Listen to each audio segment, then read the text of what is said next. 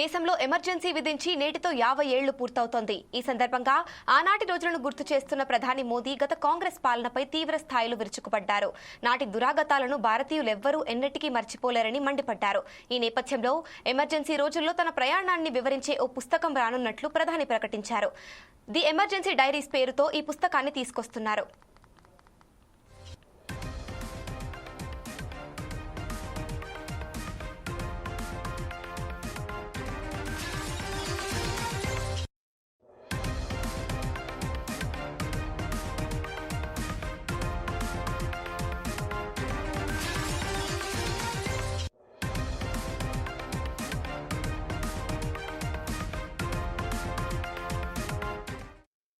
Emergency విధించిన సమయంలో తాను ఆర్ఎస్ఎస్లో యువ ప్రచారకగా పనిచేస్తున్నానని గుర్తు చేశారు.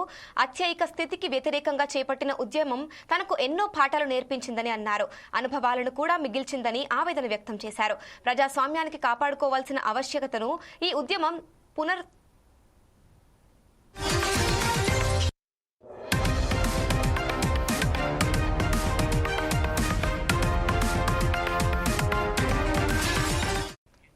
అదే సమయంలో ఎంతో మంది రాజకీయ ప్రముఖుల నుంచి నేర్చుకునే అవకాశం కల్పించిందని తెలిపారు.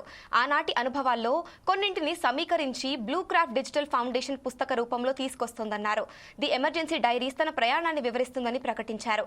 ఎన్నో జ్ఞాపకాలను గుర్తు చేస్తుందని మోదీ తన ఎక్స్ ఖాతాలో పోస్ట్ చేశారు. ఈ పుస్తకాన్ని హోంమంత్రి అమిత్ షా విడుదల చేయనున్నారు.